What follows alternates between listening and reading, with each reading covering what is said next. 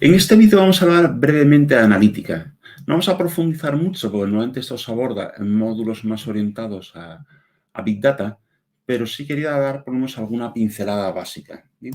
Entonces, la analítica en el fondo no es más que el uso sistemático de datos, normalmente para guiar la toma de decisiones, puede ser para entender la organización, pero bueno, normalmente orientada a la toma de decisiones. Entonces, al final lo que quieres es, bueno, generar lo que se llama un producto de datos, porque en el fondo es un algoritmo que te da un resultado, de forma que hagas lo que se llama la ingesta de datos, o sea, recibas datos, normalmente de diversas fuentes, y devuelva un resultado generado algorítmicamente que te indique algo sobre la situación en la que estás, sobre lo que debes hacer o sobre las tendencias. Entonces, de alguna forma, lo que se requiere es, por un lado, tienes que hacer pues lo que es la toma de datos, ¿vale? Una toma de datos que muchas veces son en brutos, que hay que procesarlos, tienes que organizarlos, y una vez que ya tienes esos datos, vamos a hacer tomados, limpios y organizados, lo que hay que hacer es pues, detectar patrones subyacentes, algo que, como sabemos, hace muy bien la inteligencia artificial y, en concreto, el machine learning. Y en función de lo que hayas aprendido o lo que hayas visto en los datos, pues tomar una decisión, una acción o hacer algo. Bien.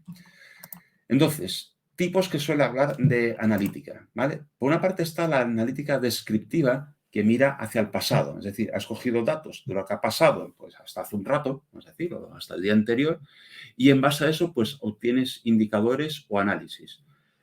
En muchos casos la analítica descriptiva no utiliza técnicas de inteligencia artificial, si son técnicas de business intelligence tradicionales para obtener indicadores de proceso como el tiempo medio, como el nivel de satisfacción de cliente, etcétera. Aunque en algún caso también se pueden utilizar datos de esos pasados, por ejemplo, para detectar segmentos de cliente, utilizando así que machine learning. ¿Vale?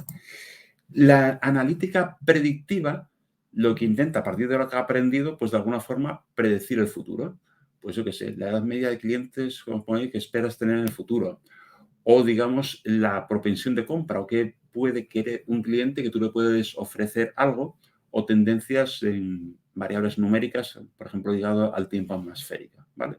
Esa es la analítica predictiva y quizá, bueno, un poco en el medio, en lo que es entre las dos, pues tendríamos la analítica prescriptiva, que es la más avanzada en el sentido que de alguna forma te aconseja qué es lo que tienes que hacer, ¿vale?